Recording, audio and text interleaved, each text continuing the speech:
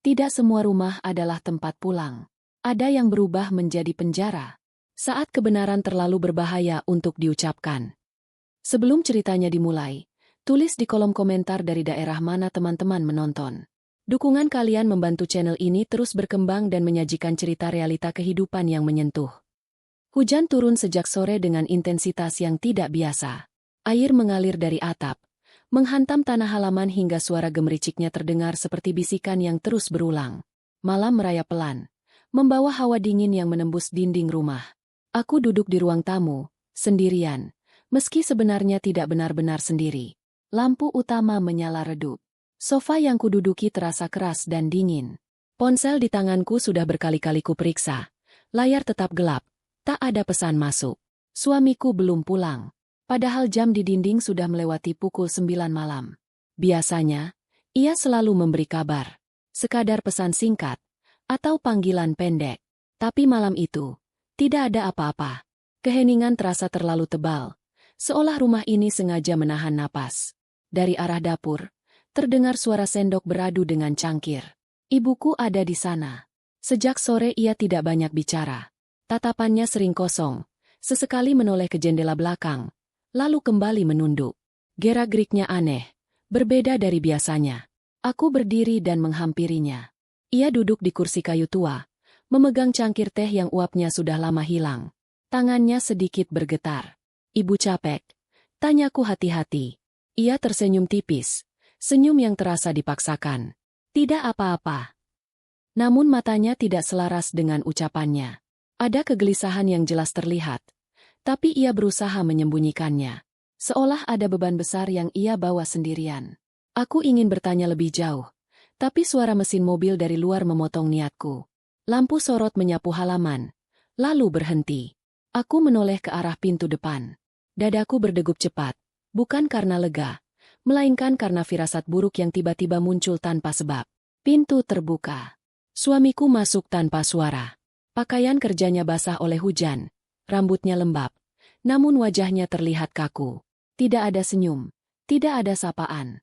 Bahkan tatapannya tidak langsung tertuju padaku. Aku pulang, katanya datar. Aku mencoba tersenyum. Kamu lama. Aku khawatir. Ia tidak menanggapi. Jaketnya dilepas kasar. Sepatu dibiarkan begitu saja di lantai. Ia melirik ke arah ibuku. Tatapan mereka bertemu beberapa detik. Ada sesuatu di antara mereka yang tidak kupahami, kesepahaman yang tidak melibatkanku. Ayo, katanya tiba-tiba, menatapku lurus. Ayo kemana? Tanyaku bingung. Ke belakang. Nada suaranya tegas, dingin, tanpa ruang untuk bantahan. Aku menoleh ke ibu, berharap ia bereaksi. Tapi yang kulihat justru anggukan pelan darinya. Seakan-akan semua ini sudah mereka rencanakan. Jantungku berdetak semakin cepat. Aku merasa seperti anak kecil yang digiring menuju hukuman tanpa tahu kesalahannya. Lorong belakang rumah terasa lebih gelap dari biasanya. Lampu jarang dinyalakan, dindingnya lembab. Bau tanah bercampur udara dingin menusuk hidung. Suamiku berhenti di depan lemari kayu besar yang selama ini kupikir hanya berisi barang-barang lama. Ia mendorong lemari itu ke samping. Di baliknya, muncul sebuah pintu kecil yang hampir menyatu dengan dinding. Catnya mengelupas, gagangnya berkarat. Apa ini? Suaraku gemetar. Ia membuka pintu tanpa menjawab. Tangga besi menurun ke bawah tanah. Diterangi lampu kuning redup. Ruang itu sempit, suram, dan terasa asing. Seolah bukan bagian dari rumah yang kutinggali bertahun-tahun. Tanganku dingin. Kakiku berat melangkah. Ibu. Bisikku. Ibuku berdiri di belakangku. Wajahnya pucat. Tapi matanya justru terlihat mantap. Ia menyentuh punggungku pelan. Tidak apa-apa. Turun saja. Aku menuruni tangga dengan tubuh gemetar. Setiap anak tangga berderit, seakan memperingatkanku untuk berhenti. Begitu kakiku menyentuh lantai bawah, pintu di atas ditutup. Bam! Suara kunci diputar terdengar jelas. Aku berlari menaiki tangga, memukul pintu dengan kedua tangan. Buka! Apa maksudmu? Ini bercanda, kan? Tidak ada jawaban. Panik mulai menguasai tubuhku. Nafasku terengah, dada terasa sesak. Ruangan itu hanya diterangi satu lampu berkedip. Dindingnya kasar, dingin, dan lembab. Bau tanah basah begitu menyengat hingga membuat kepalaku pening. "Ibu, kita dikunci," teriakku sambil menangis. Ibuku justru duduk bersandar ke dinding. Ia menarik napas panjang, seolah akhirnya bisa melepaskan sesuatu yang lama dipendam. Sikapnya terlalu tenang untuk situasi seperti ini. "Ibu, kenapa ibu diam saja?" tanyaku putus asa. Ia menepuk lantai di sampingnya, memintaku mendekat. Tangannya menggenggam tanganku erat, jauh lebih erat dari biasanya. "Dengar baik-baik," bisiknya. "Apa, Bu?" "Jangan teriak." Aku menatapnya dengan mata berkaca-kaca. "Kenapa?" Ia mendekatkan bibir ke telingaku. Suaranya nyaris tidak terdengar, tapi kalimatnya membuat seluruh tubuhku membeku. "Diam. Mereka tidak tahu apa yang ada di balik dinding ini." Aku menelan ludah. "Mereka siapa?" Ibuku berdiri. Ia melangkah ke salah satu sisi dinding, menyentuh sebuah bagian kecil yang hampir tak terlihat. Gerakannya begitu yakin. Terlalu yakin. Saat itulah aku menyadari sesuatu yang membuat napasku terhenti. Ibuku tahu tempat ini. Ia pernah berada di sini. Bahkan mungkin lebih lama dari yang bisa kubayangkan. Mataku membesar. Ketakutan perlahan berubah menjadi kesadaran yang lebih mengerikan. Ini bukan sekadar aku yang dikurung. Ini adalah awal dari rahasia keluarga yang sengaja dikubur selama puluhan tahun. Dan malam itu, aku menyadari satu hal. Rumah ini tidak pernah benar-benar aman. Ia hanya menunggu waktu untuk menutup pintunya. Dari luar, lampu di ruang bawah tanah itu berkedip tidak beraturan. Cahaya kuningnya memantul pada dinding lembab, menciptakan bayangan yang bergerak seolah hidup. Aku duduk bersila di lantai dingin, punggung bersandar pada tembok kasar.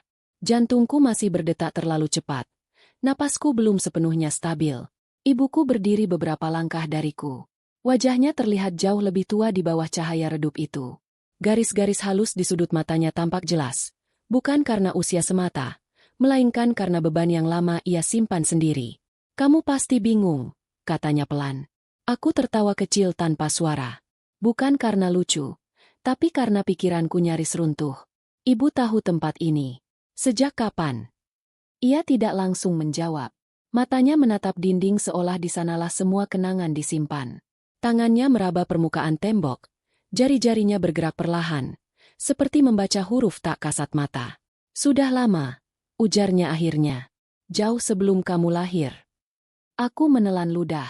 "Ayah tahu." Ibuku tersenyum pahit. "Semua laki-laki di keluarga ini tahu. Mereka hanya memilih diam."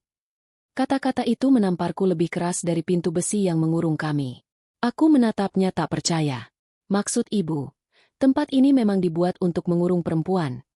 Ibuku menarik napas dalam, lalu duduk di depanku. Lututnya menyentuh lantai. Gaunnya yang sederhana ikut basah oleh kelembapan tanah. "Bukan hanya mengurung tubuh," katanya lirih, "tapi mengurung suara." Aku merasakan tenggorokanku mengering. Di atas kami, suara langkah samar terdengar. Seseorang berjalan mondar-mandir. "Suamiku." Aku mengepalkan tangan, antara marah dan takut. "Ibu pernah dikurung di sini?" tanyaku dengan suara bergetar. Ibuku mengangguk perlahan. "Berapa lama?" desakku. Ia memejamkan mata. Tidak ada yang menghitung hari di tempat seperti ini. Dadaku terasa sesak. Aku berusaha mengatur napas agar tidak menangis terlalu keras. "Kenapa ibu tidak pernah cerita?" "Karena tidak ada yang mau mendengar," jawabnya cepat. "Dan karena aku terlalu takut kehilangan nama baik." Kalimat itu terasa asing namun sangat nyata. Aku membayangkan ibu di masa muda, perempuan yang selalu rapi, berbicara lembut, menjaga sikap. Selama ini aku mengira itu pilihan. Ternyata itu pertahanan. "Waktu itu," lanjutnya, "aku menikah dengan laki-laki yang dihormati. Punya jabatan, punya keluarga besar. Semua orang memujanya. Tapi di dalam rumah, ia berbeda." Ibuku berhenti sejenak. Tangannya mengepal di atas lutut. Setiap kali aku membantah, setiap kali aku bertanya kemana uang pergi, setiap kali aku mempertanyakan perempuan lain, aku dianggap tidak tahu diri. Aku menunduk. Suamiku malam ini terasa seperti bayangan masa lalu yang kembali hidup. "Mereka bilang aku emosional," katanya lagi. "Bilang aku tidak stabil. Dan saat aku mulai bersuara keluar rumah, mereka membawa aku ke sini." Aku mengangkat kepala. Mereka. Keluarganya. Jawabnya. Dan keluargaku sendiri. Kata-kata itu membuat kepalaku berdenyut. Ayah ibu juga. Ibuku mengangguk kecil. Ayahku bilang, perempuan harus dijaga. Dan cara menjaga terbaik adalah mengurungnya agar tidak mempermalukan keluarga. Aku meremas bajuku sendiri. Rasanya seperti mendengar cerita yang tidak seharusnya ada di dunia nyata. Aku dikurung di sini beberapa hari, lanjutnya. Tanpa jendela. Tanpa jam. Hanya lampu ini dan suara langkah di atas. Aku menoleh ke lampu yang sama, masih berkedip tak tentu. Seolah waktu memang tidak bergerak di ruang ini. Mereka datang sesekali, katanya. Bukan untuk membebaskan, tapi untuk mengingatkanku agar diam.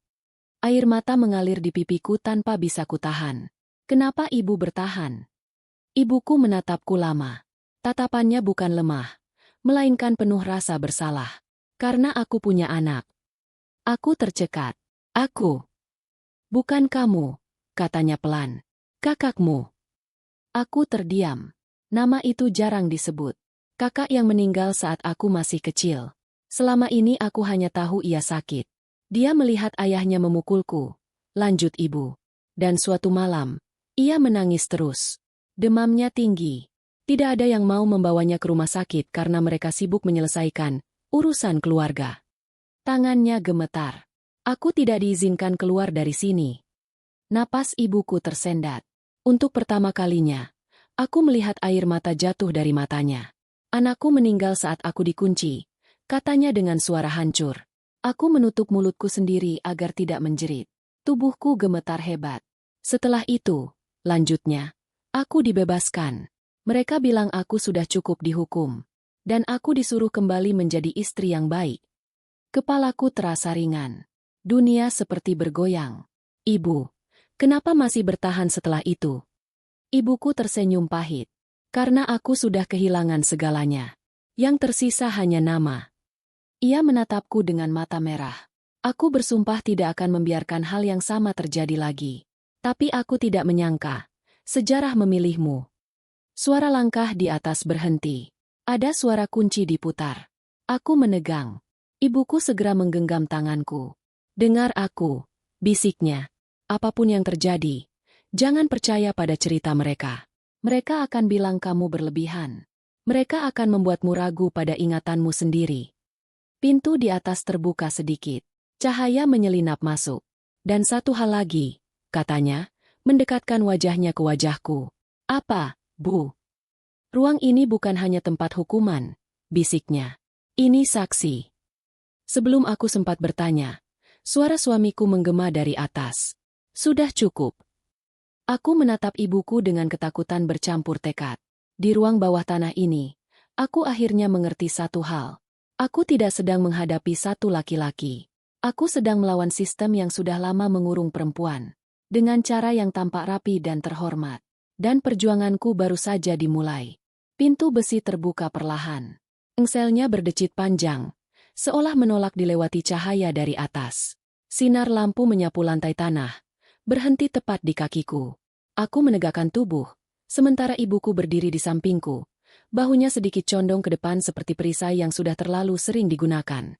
Suamiku berdiri di ambang pintu. Wajahnya terlihat tenang. Terlalu tenang. Tidak ada amarah.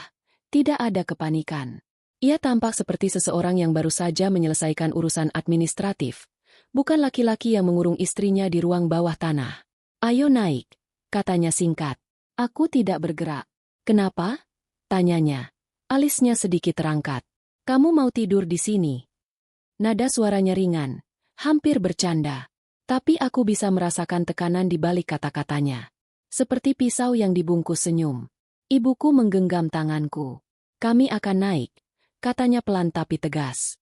Suamiku menatap ibuku. Tatapan itu bukan marah, melainkan menilai. Seolah sedang memeriksa barang lama yang sudah tidak berguna, tapi masih punya potensi masalah. Kamu ikut campur terlalu jauh, ujarnya. Ibuku tidak menjawab. Ia hanya melangkah lebih dulu menaiki tangga. Aku mengikuti di belakangnya. Setiap anak tangga terasa seperti naik dari perut bumi menuju permukaan yang belum tentu aman. Begitu sampai di atas, pintu ditutup kembali. Tidak dikunci. Tapi aku tahu. Itu bukan tanda kebebasan. Ruang tamu terasa asing meski setiap sudutnya ku kenal. Lampu terlalu terang, sofa tampak rapi, dan meja kaca bersih seolah tidak pernah ada ketegangan di dalam rumah ini. Kontras itu membuat kepalaku berdenyut.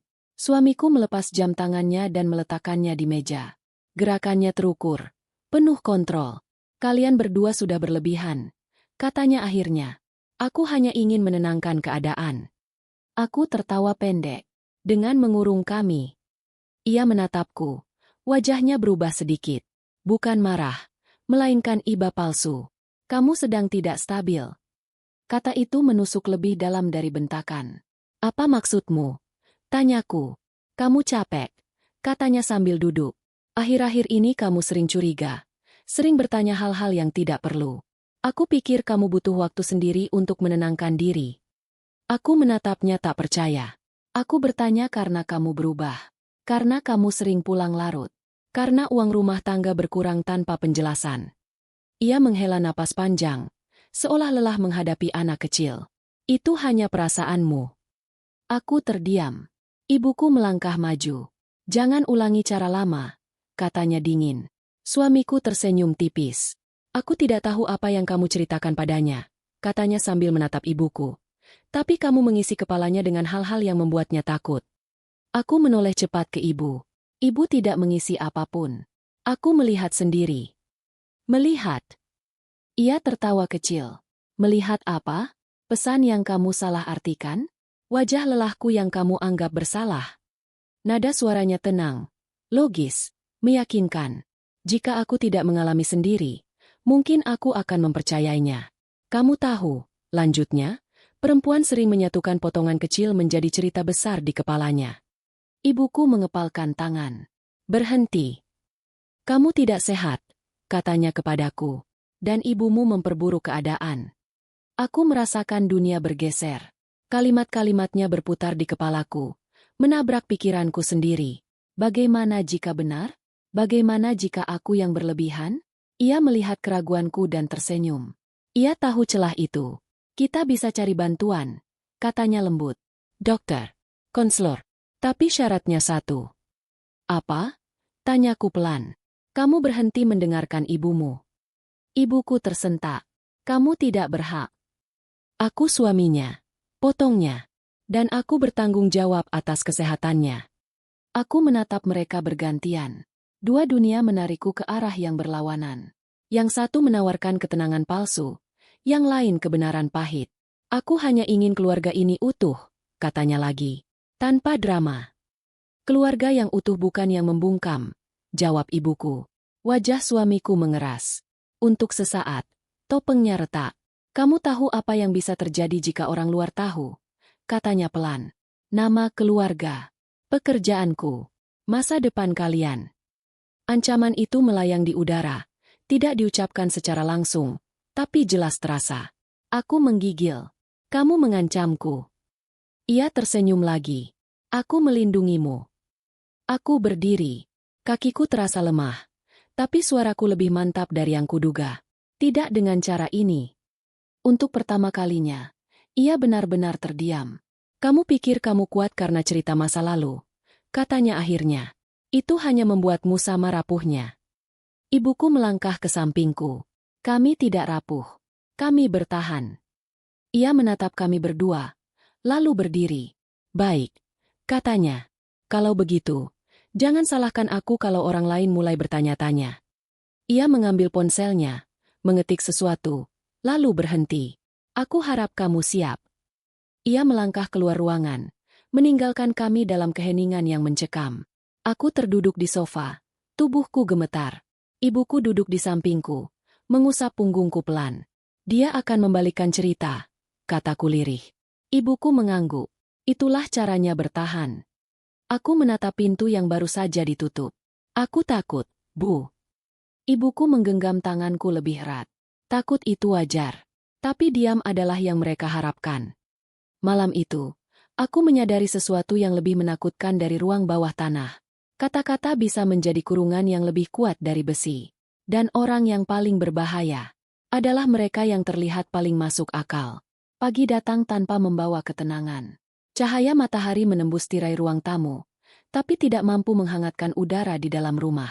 Aku terbangun dengan kepala berat, seolah semalaman tidak benar-benar tidur.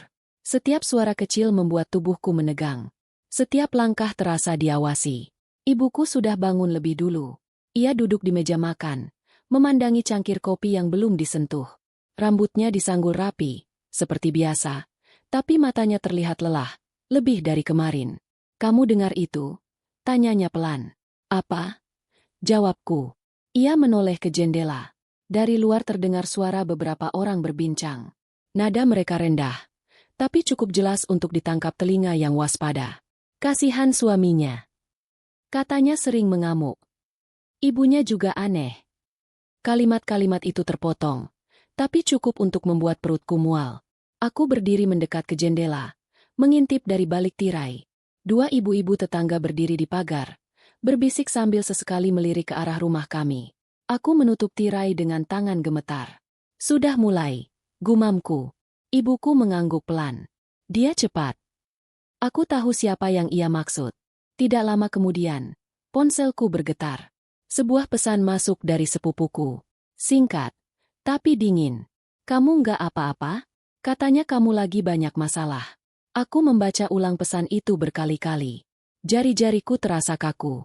Aku belum sempat membalas ketika pesan lain masuk. Kali ini dari tante. "Kamu harus jaga sikap. Jangan bikin malu keluarga." Dadaku terasa sesak. Aku belum bicara apa-apa pada siapapun. Tapi cerita tentang diriku sudah beredar. Dan jelas, itu bukan versiku. Suamiku pulang siang itu dengan wajah yang sama tenangnya seperti malam sebelumnya. Ia menaruh tas kerja di kursi, lalu menatap kami berdua. "Kalian tidak keluar rumah?" tanyanya santai. Aku menatapnya tajam. "Untuk apa?" "Agar jadi bahan cerita." Ia tersenyum kecil. "Aku cuma khawatir." "Khawatir apa?" tanya ibuku dingin. "Khawatir orang salah paham," jawabnya. "Makanya aku sudah jelaskan ke beberapa orang." Aku berdiri. "Menjelaskan apa?" Bahunya terangkat sedikit. "Bahwa kamu sedang butuh waktu. Bahwa tekanan hidup membuatmu sensitif. Bahwa aku berusaha membantu." Setiap kata yang keluar dari mulutnya terdengar rapi, masuk akal, dan penuh empati palsu.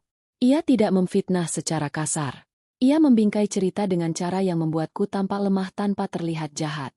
"Kamu tidak berhak menceritakan aku ke orang lain," kataku dengan suara bergetar. Ia mendekat. "Aku suamimu. Kalau aku tidak bicara, mereka akan bicara lebih kejam." Aku ingin berteriak, tapi suaraku tertahan. Inilah caranya. Ia selalu satu langkah di depan. Sore harinya, ibuku memutuskan pergi ke warung. Aku menahannya. "Bu, jangan." Ia tersenyum tipis. Aku tidak bisa bersembunyi seumur hidup. Aku mengikutinya dari jauh. Dari sudut mata, aku melihat perubahan sikap orang-orang.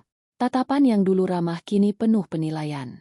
Senyum yang dulu tulus kini terasa dipaksakan. Seorang ibu berhenti berbicara saat ibuku mendekat. Yang lain pura-pura sibuk. Ada yang menatap dengan iba, ada pula dengan sinis. Di warung, penjualnya menyapa ibu dengan ragu. "Bu, ini ibunya yang itu ya?" Ibuku terdiam. "Yang itu maksudnya?" Penjual itu tersenyum canggung. Ya, anaknya lagi sakit." Aku menegang. "Siapa bilang saya sakit?" Penjual itu kaget. Bukan saya, Mbak. Cuma, ya, dengar-dengar." "Dengar dari siapa?" desakku. Ia menggeleng cepat. "Sudahlah. Maaf." Kami pulang dengan langkah berat. Setiap meter terasa seperti menembus lumpur. Di rumah, ibuku duduk lama tanpa bicara. Aku melihat tangannya gemetar. Luka lama terbuka kembali.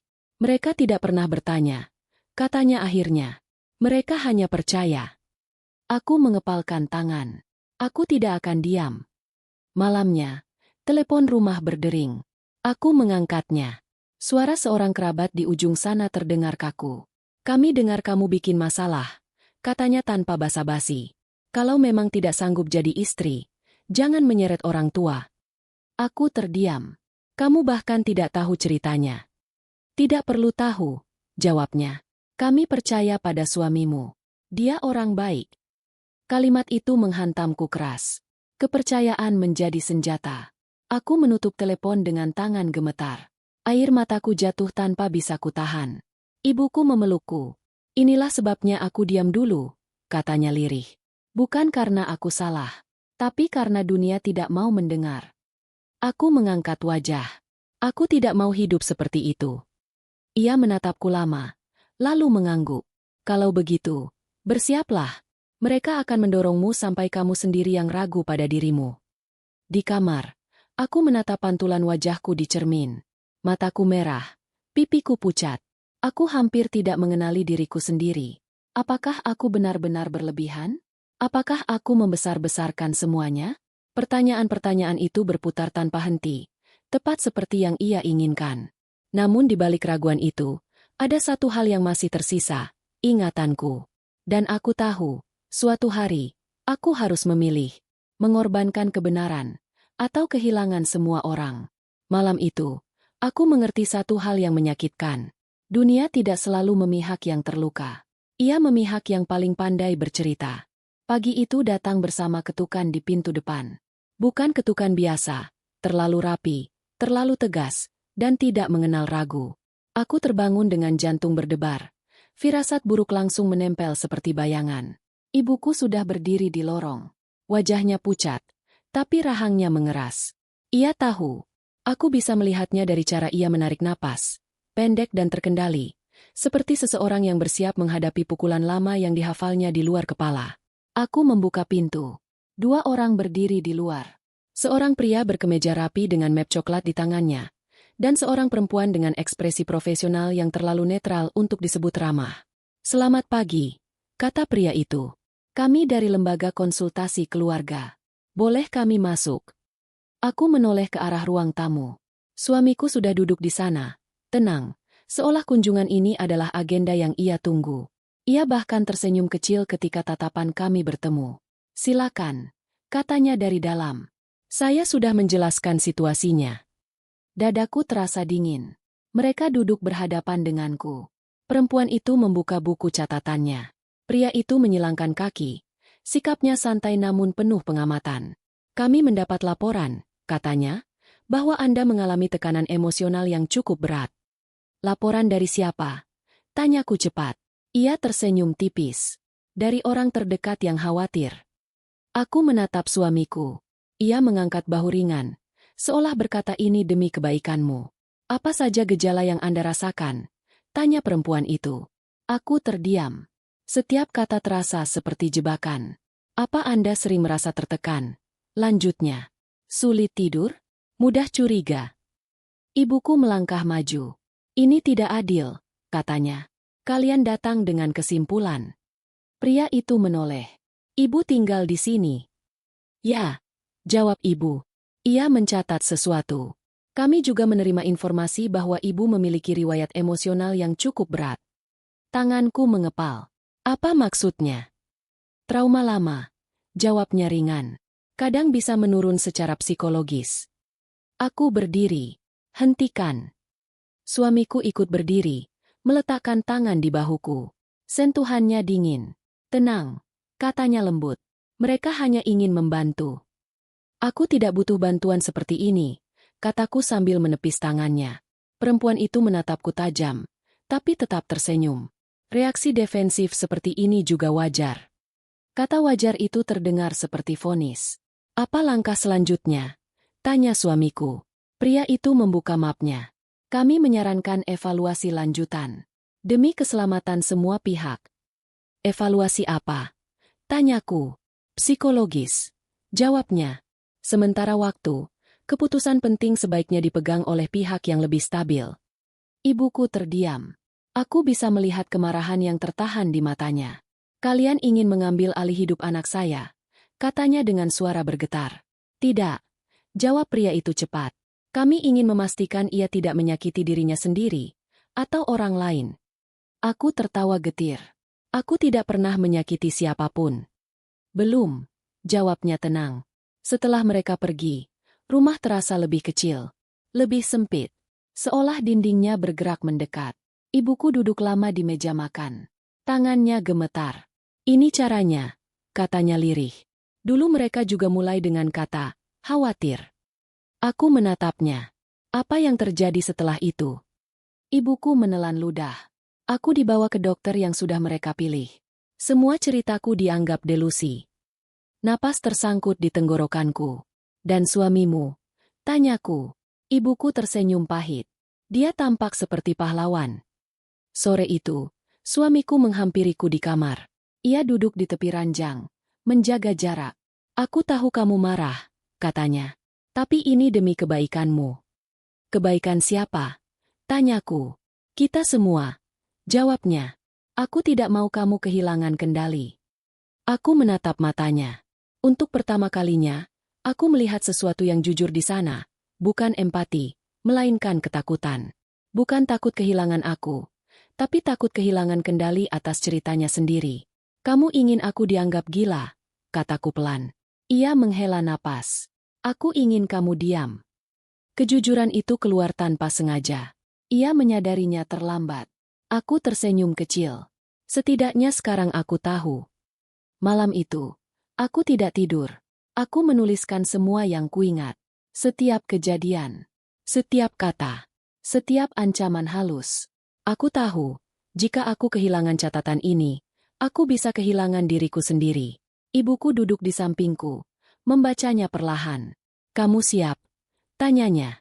Untuk apa? Jawabku. Untuk kehilangan nama baik, katanya. Karena mereka akan menyerang itu dulu. Aku mengangguk. Asal aku tidak kehilangan kebenaran. Di kamar gelap itu, aku menyadari satu hal yang paling menakutkan. Di dunia ini, menjadi waras tidak selalu cukup. Kadang, yang paling berbahaya bukanlah orang yang berteriak, melainkan mereka yang berbicara tenang sambil mengikat tanganmu pelan-pelan. Surat itu datang tanpa peringatan. Tidak ada amplop berwarna mencolok. Tidak ada kata-kata kasar. Hanya kertas putih dengan kop resmi dan bahasa yang terlalu sopan untuk disebut berbahaya. Namun sejak aku membacanya, tanganku tidak berhenti gemetar. Ibuku berdiri di belakangku, membaca dari bahuku. Aku bisa merasakan napasnya yang tertahan. Permohonan peninjauan ulang tempat tinggal, bacaku pelan.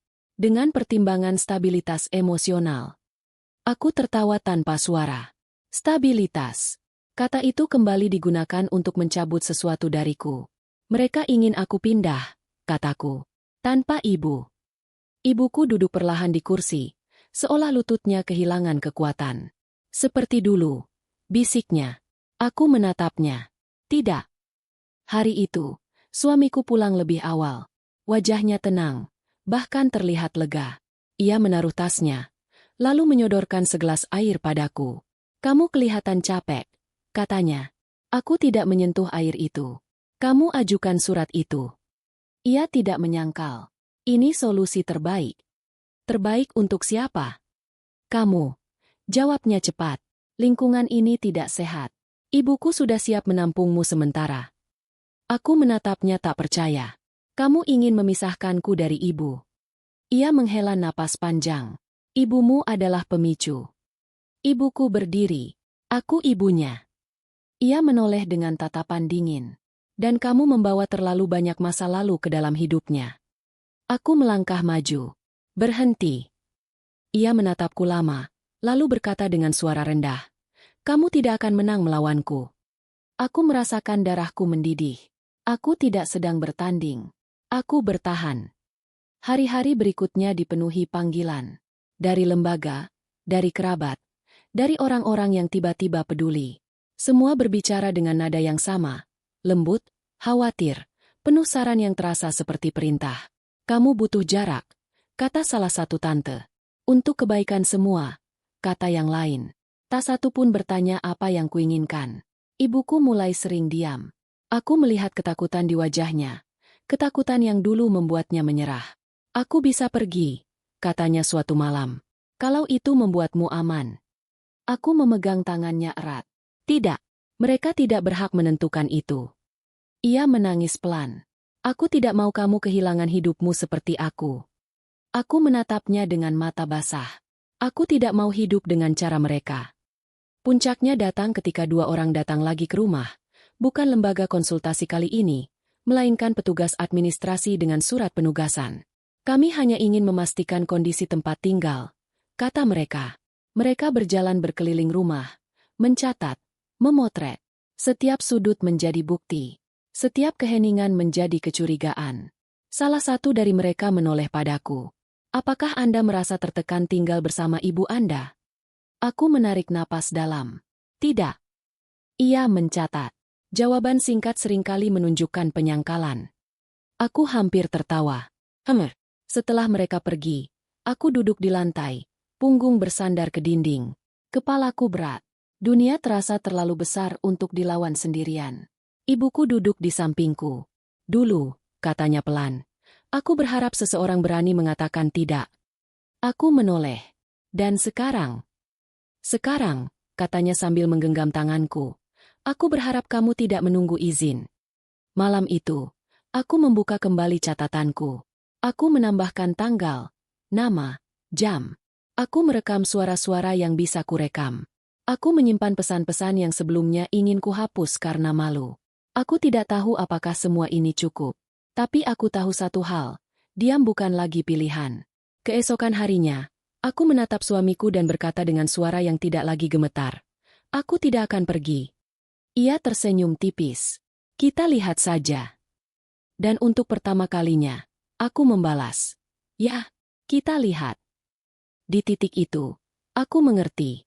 Mereka bisa memisahkan tubuh, tapi tidak bisa memutuskan kebenaran. Kecuali aku membiarkan mereka. Hujan turun pelan sore itu, tidak deras, tapi cukup lama untuk membuat jalanan licin dan pikiran terasa berat. Aku duduk di dalam angkot yang hampir kosong, memandangi jendela buram oleh tetesan air. Ini pertama kalinya aku keluar rumah sendirian setelah berhari-hari. Setiap langkah terasa seperti pelanggaran, seolah aku melakukan sesuatu yang tidak diizinkan meski tak ada larangan tertulis. Ibuku tidak melarang. Ia hanya memandangku dengan mata penuh kekhawatiran. Aku tidak akan lama, kataku padanya sebelum pergi. Ia mengangguk. Tapi aku tahu ia takut. Bukan karena aku keluar, melainkan karena dunia di luar rumah ini tidak lagi ramah. Tujuanku sebenarnya tidak jelas. Aku hanya ingin menjauh sejenak dari dinding-dinding yang terasa semakin menyempit. Namun angkot itu berhenti tepat di depan sebuah gedung kecil bertuliskan layanan konsultasi hukum dan sosial. Aku tidak ingat kapan terakhir kali memperhatikannya. Mungkin selalu ada. Tapi baru sekarang mataku mau melihat. Aku turun tanpa banyak pikir. Di dalam, suasananya sederhana. Kursi plastik, meja kayu, dan aroma kopi murah. Seorang perempuan parubaya duduk di balik meja resepsionis. Ia menatapku tanpa senyum berlebihan, tanpa ekspresi menghakimi. Ada yang bisa dibantu? Tanyanya. Aku membuka mulut, lalu menutupnya kembali. Kata-kata terasa berantakan di kepalaku. Ia menunggu, tidak terburu-buru. Aku tidak yakin, kataku akhirnya. Ia menunjuk kursi di depannya. Duduk dulu. Tidak harus yakin untuk bercerita. Kalimat itu membuat dadaku menghangat. Aku duduk. Tanganku gemetar. Aku mulai bercerita. Awalnya terputus-putus, lalu mengalir tanpa bisa kuhentikan. Tentang ruang bawah tanah. Tentang suamiku. Tentang ibuku. Tentang surat-surat yang datang tanpa memberi ruang membela diri. Perempuan itu mendengarkan tanpa menyela. Ia tidak mengangguk berlebihan. Tidak mencatat terlalu cepat. Ketika aku selesai, ruangan itu sunyi beberapa detik. Namaku Ratna. Katanya akhirnya. Aku pendamping korban kekerasan berbasis relasi. Aku menelan ludah. Aku tidak pernah dipukul. Ia menatapku tenang. Kekerasan tidak selalu meninggalkan lebam. Kalimat itu seperti membuka pintu yang lama terkunci di kepalaku. Apa yang kamu alami nyata, lanjutnya. Dan kamu tidak gila. Aku menunduk. Air mata jatuh tanpa bisa dicegah. Bukan karena sedih semata, tapi karena untuk pertama kalinya seseorang mengatakan itu tanpa syarat. Dia pintar, kataku terisak. Semua orang percaya padanya. Ratna mengangguk. Orang seperti itu memang jarang terlihat berbahaya. Tapi pola mereka selalu sama. Ia meminta izin membaca catatanku. Aku menyerahkannya dengan ragu. Ia membaca perlahan. Wajahnya serius. Kamu mencatat dengan baik, katanya. Ini penting. Apa aku bisa melawan? Tanyaku pelan. Ia menatapku lama. Bisa. Tapi tidak cepat. Dan tidak mudah. Aku mengangguk. Aku tidak mencari mudah. Ia tersenyum tipis. Bagus.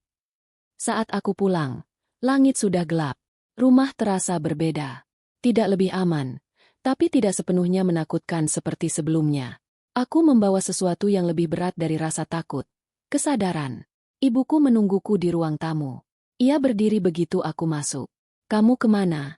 tanyanya cemas. Aku memeluknya. Erat.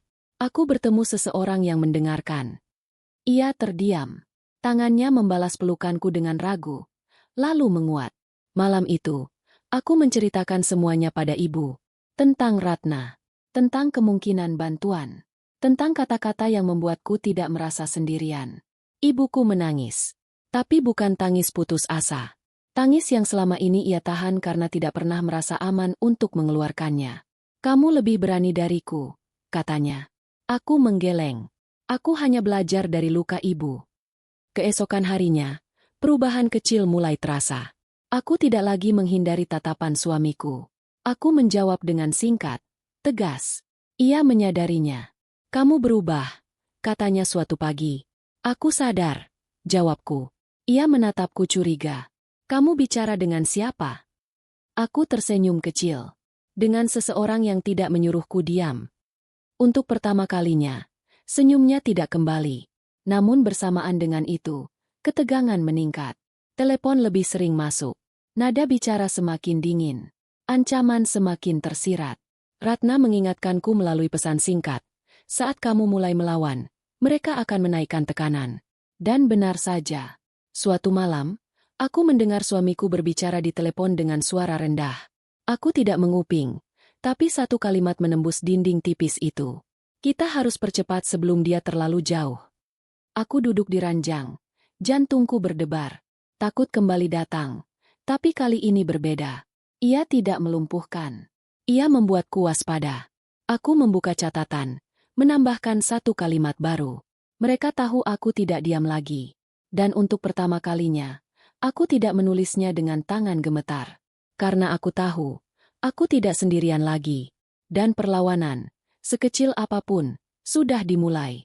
Pagi itu, rumah terasa sunyi dengan cara yang berbeda.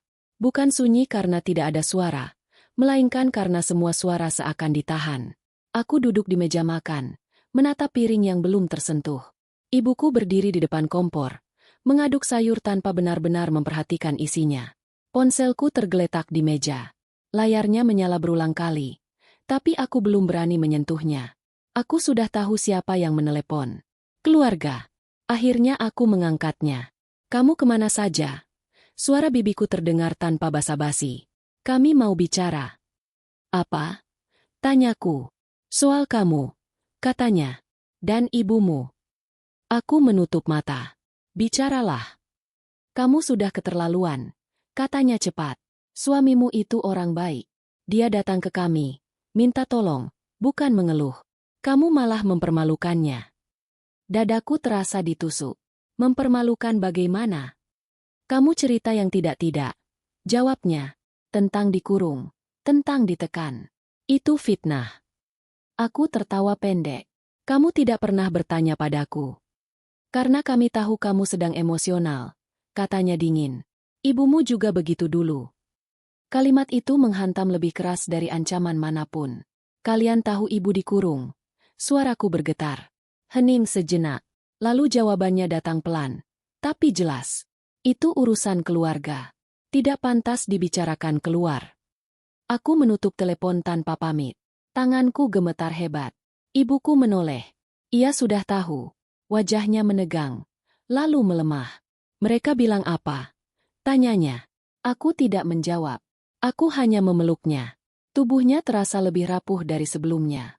Siang itu, suamiku pulang membawa sesuatu yang lebih kejam dari kata-kata. Fakta finansial. "Aku akan menghentikan transfer bulanan," katanya sambil meletakkan map di meja. "Sementara."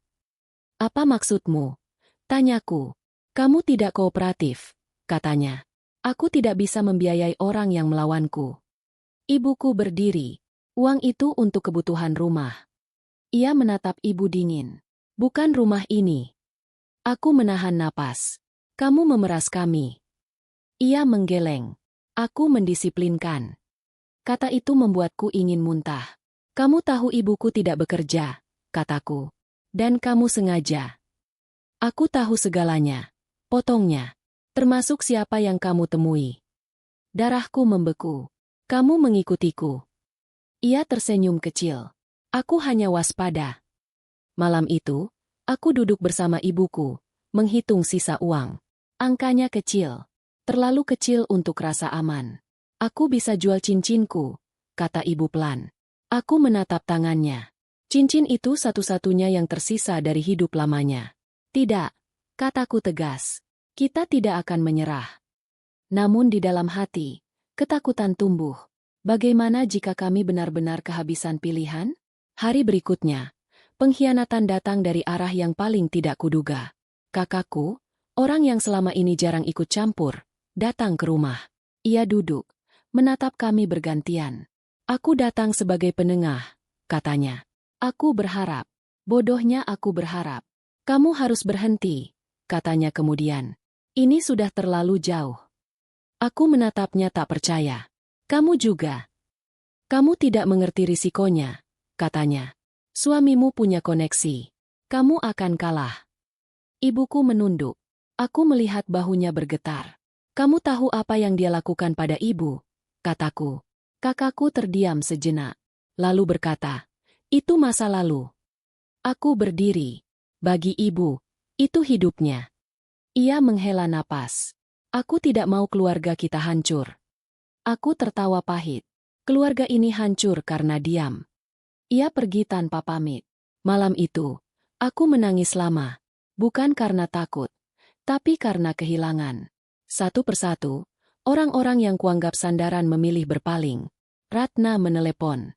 Aku menceritakan semuanya. Ia mendengarkan seperti biasa. Mereka menyerang sumber dayamu, katanya. Itu strategi klasik. Aku lelah, kataku jujur. Aku tahu, jawabnya. Tapi ingat, ini fase paling berat sebelum mereka kehilangan kendali. Aku mengusap wajahku. Bagaimana kalau aku tidak kuat? Kamu sudah kuat, katanya lembut. Kamu masih berdiri. Aku menutup telepon dan menatap ibuku yang tertidur di sofa. Wajahnya tampak damai untuk pertama kalinya hari itu. Aku duduk di lantai, bersandar di sisinya. Aku sadar, perjuangan ini bukan hanya tentang aku. Ini tentang semua perempuan yang dipaksa memilih antara kebenaran dan keluarga. Dan malam itu, aku membuat keputusan yang akan mengubah segalanya. Jika mereka menggunakan uang, nama, dan keluarga untuk menekan kami, maka aku akan menggunakan satu-satunya yang tidak bisa mereka beli. Kebenaran yang dicatat, disimpan, dan siap dibuka. Karena jika dunia ini memilih menutup mata, aku akan memaksa mereka melihat. Aku tidak lagi tidur nyenyak. Setiap malam, aku terbangun karena suara kecil, gesekan tirai, derit lantai, atau getaran ponsel yang bahkan tidak berbunyi. Tubuhku seperti belajar hidup dalam mode siaga. Bukan karena aku lemah, melainkan karena aku akhirnya sadar, bahaya tidak selalu datang sambil berteriak. Pagi itu, aku duduk di kamar dengan pintu terkunci. Laptop terbuka, catatan berserakan. Aku memindahkan semuanya ke satu folder. Rekaman suara, pesan singkat, foto surat resmi, jadwal kunjungan, bahkan potongan percakapan yang dulu kuanggap remeh. Tanganku bergerak cepat, terlatih oleh ketakutan yang kini berubah menjadi fokus. Ibuku mengetuk pelan. Kamu belum makan. Nanti, jawabku. Sebentar lagi. Ia tidak memaksa. Ia tahu, saat ini aku sedang melakukan sesuatu yang penting. Sesuatu yang dulu tidak pernah ia berani lakukan. Pesan dari Ratna masuk. Aku sudah cek. Ada celah. Tapi kamu harus siap. Aku membalas singkat. Aku siap.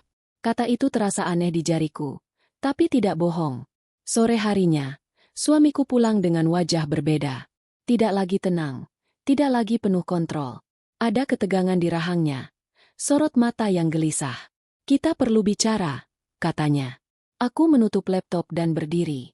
Tentang apa? Tentang batas, jawabnya. Kamu sudah melampaui. Aku tersenyum tipis. Aku baru mulai. Ia mendekat. Kamu bertemu orang-orang yang tidak seharusnya.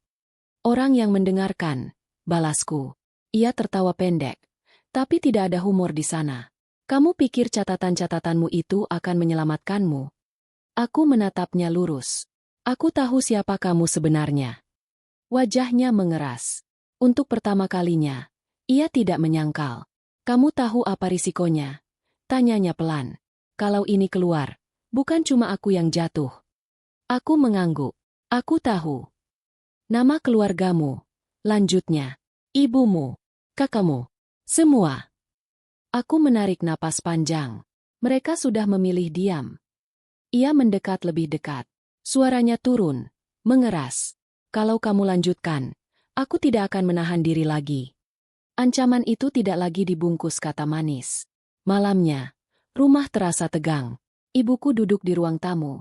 Tangannya saling menggenggam. Dia mengancammu, katanya. Aku mengangguk. Secara langsung. Ia menunduk. Aku takut. Aku juga. Jawabku jujur. Tapi aku lebih takut kalau kita berhenti. Hari berikutnya, tekanan meningkat.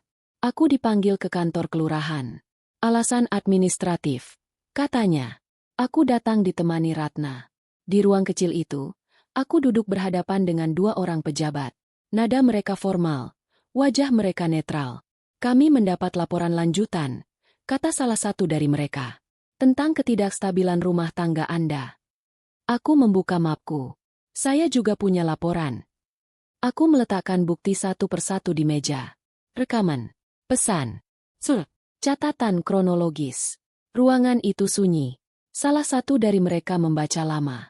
Wajahnya berubah. Ini serius, katanya pelan. Aku menatapnya. Saya tahu. Ketika aku keluar dari gedung itu, kakiku gemetar. Ratna menggenggam lenganku. Kamu melakukannya, katanya. Aku belum selesai, jawabku. Malam itu, ancaman datang dalam bentuk lain. Bukan kata-kata, tapi kehadiran. Seseorang berdiri di seberang jalan rumah kami. Diam. Menatap. Ketika aku melihatnya, ia pergi. Ibuku mematikan lampu lebih awal. Kamu yakin ini benar? Tanyanya lirih. Aku memeluknya. Tidak ada jalan kembali. Ponselku bergetar. Pesan dari nomor tak dikenal. Hentikan sebelum semuanya menjadi buruk. Aku menatap layar lama. Lalu membalas satu kalimat. Kebenaran tidak bisa dihentikan. Setelah itu, ponselku sunyi. Malam itu, aku tidak tidur. Aku duduk di samping ibu, mendengarkan napasnya. Aku tahu, apapun yang terjadi selanjutnya, hidup kami tidak akan pernah sama. Namun untuk pertama kalinya, aku tidak merasa sendirian di dalam ketakutan itu. Karena kebenaran, sekali disentuh cahaya, tidak akan pernah kembali ke gelap. Meski yang membawanya harus berjalan sendirian. Pagi itu terasa berbeda sejak aku membuka mata. Udara lebih berat. Seolah rumah ini ikut menahan napas. Aku tahu, hari ini tidak akan berakhir seperti hari-hari sebelumnya. Tidak akan ada jalan mundur. Tidak ada kata, nanti. Ibuku menyiapkan sarapan tanpa suara. Tangannya gemetar saat menuang teh. Aku duduk di hadapannya, memperhatikan wajah yang menua lebih cepat dari seharusnya. Keriput yang bukan karena usia, tapi karena terlalu lama memendam luka. Kamu masih bisa berhenti, katanya pelan. Aku menggenggam tangannya. Kalau aku berhenti sekarang, semua yang kita lalui akan sia-sia. Ia menutup mata. Air matanya jatuh satu-satu. Tanpa isak. Hari itu, laporan resmiku diproses. Bukan lagi di balik pintu tertutup. Bukan lagi sebagai bisik-bisik. Nama suamiku muncul dalam dokumen resmi. Tuduhan yang dulu hanya berani kusebut di dalam kepala, kini tertulis hitam di atas putih. Aku duduk di ruang tunggu bersama Ratna. Di seberang, suamiku datang dengan pengacaranya. Wajahnya tetap rapi, jasnya licin, senyumnya terkendali. Seperti pria yang terbiasa menang. Ia menatapku lama. Tidak marah, tidak panik, justru tenang. Kamu yakin ingin ini? Tanyanya saat kami berpapasan. Aku yakin, jawabku. Ia mendekat. Suaranya rendah. Kamu akan kehilangan segalanya. Aku menatap balik. Aku sudah kehilangan sejak lama. Sidang itu bukan seperti yang kulihat di televisi. Tidak ada teriakan dramatis. Yang ada hanya kalimat-kalimat dingin, pertanyaan tajam, dan tatapan orang-orang yang mencoba menilai hidup kami dari luar. Saat giliranku bicara, Kakiku gemetar. Tenggorokanku kering. Aku melihat ibu duduk di barisan belakang. Matanya sembab. Aku menarik napas panjang. Apa yang saya alami bukan kejadian sekali, kataku. Ini pola. Bertahun-tahun. Aku bercerita tanpa menangis. Tentang kontrol. Tentang ancaman. Tentang bagaimana kebenaran selalu dibungkam dengan rasa bersalah. Ruangan itu sunyi.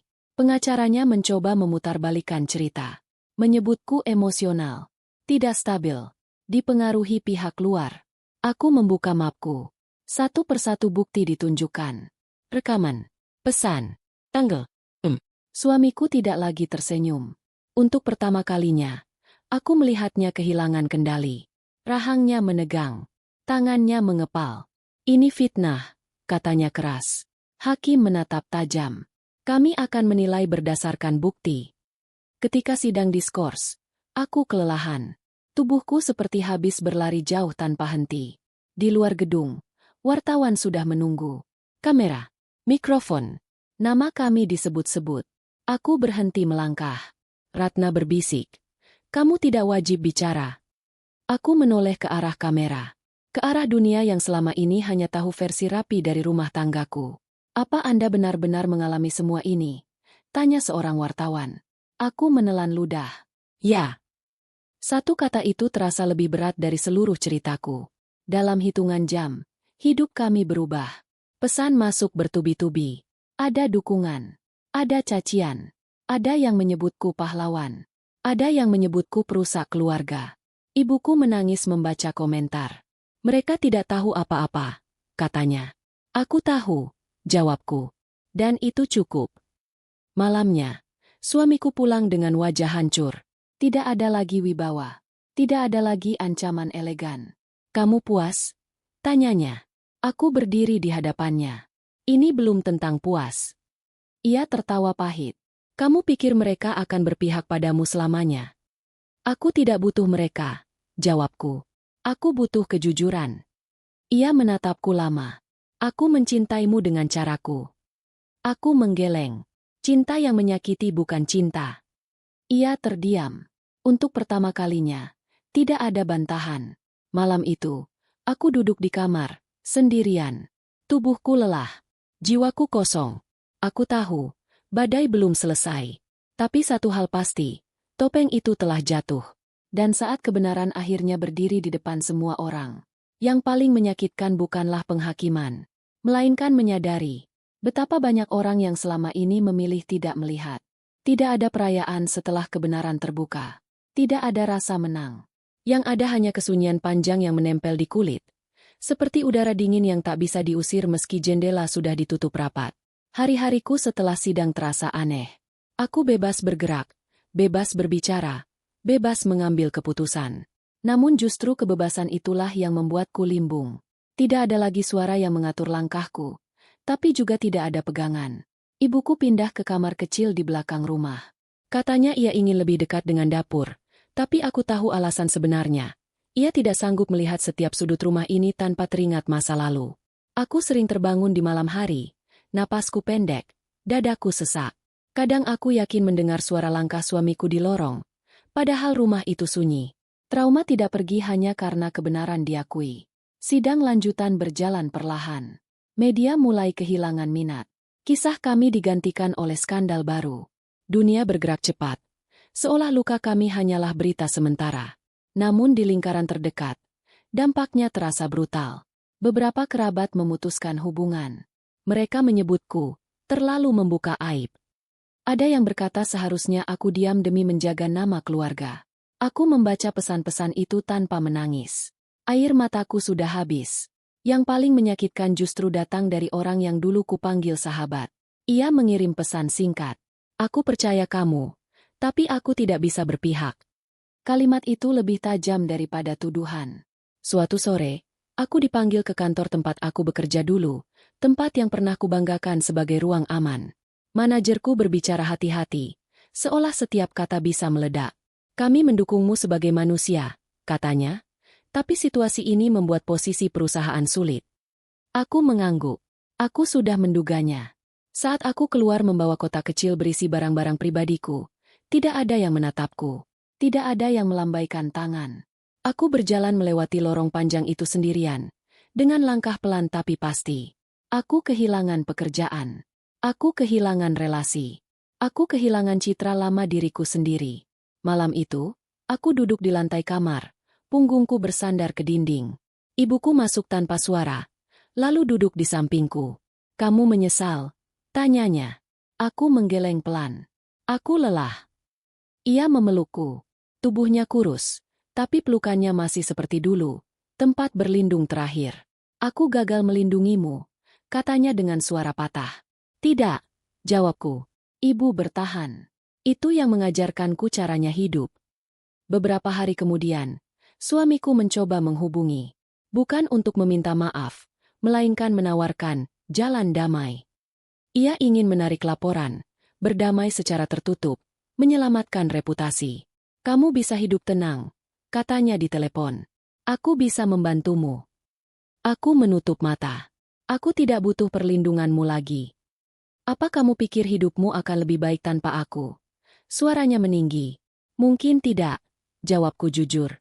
"Tapi setidaknya hidupku milik aku." Ia terdiam lama, lalu tertawa getir.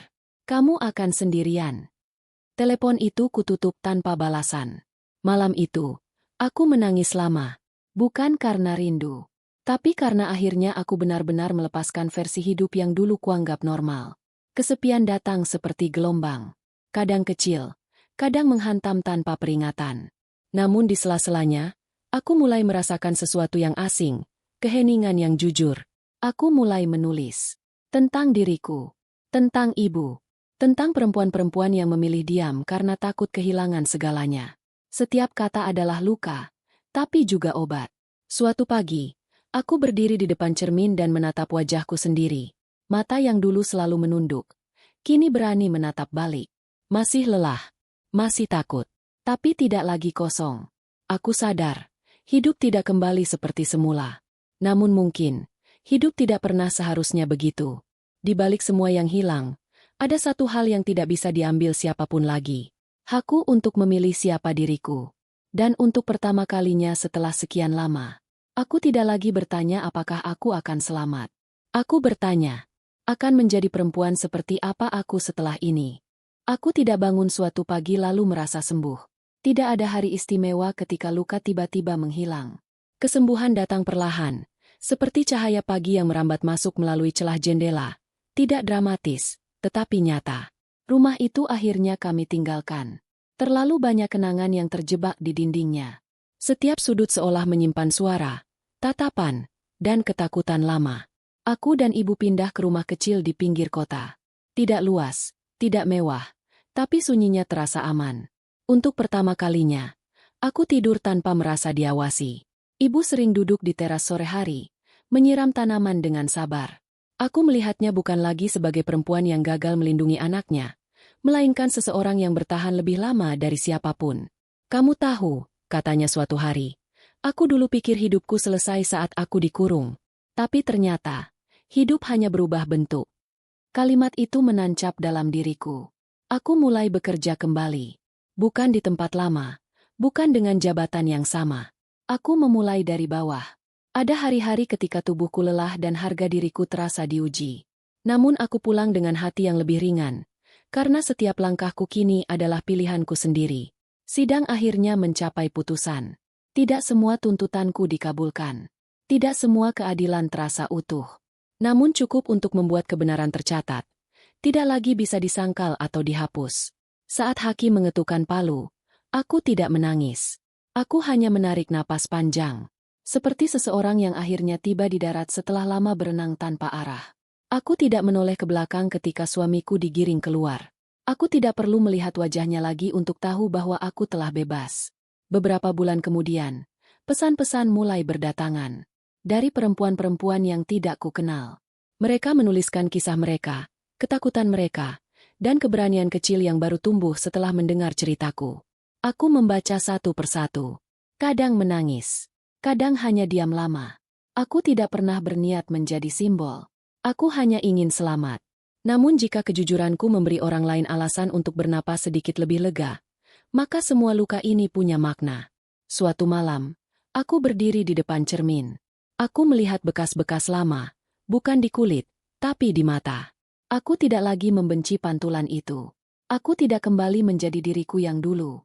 Perempuan yang diam, yang menyesuaikan diri, yang menyebut penderitaan sebagai kewajiban. Aku menjadi seseorang yang baru. Lebih pelan, lebih berhati-hati. Namun utuh. Aku belajar bahwa cinta tidak seharusnya membuatmu mengecil. Bahwa keluarga tidak seharusnya membungkam. Bahwa bertahan bukan berarti kalah. Dan yang paling penting, aku belajar bahwa kepergian bukan selalu kekalahan. Kadang, itu adalah satu-satunya cara untuk hidup. Pada suatu pagi yang biasa, aku dan ibu duduk di meja kecil kami. Teh hangat mengepul. Tidak ada suara keras. Tidak ada rasa takut. Hidupmu akan baik-baik saja, kata ibu tiba-tiba. Aku tersenyum. Hidup kita. Aku tidak tahu apa yang akan terjadi esok hari. Aku tidak menjanjikan kebahagiaan tanpa luka. Tapi aku tahu satu hal dengan pasti. Aku tidak lagi hidup untuk bertahan. Aku hidup untuk bernapas. Untuk memilih. Untuk jujur pada diriku sendiri. Dan itu sudah lebih dari cukup.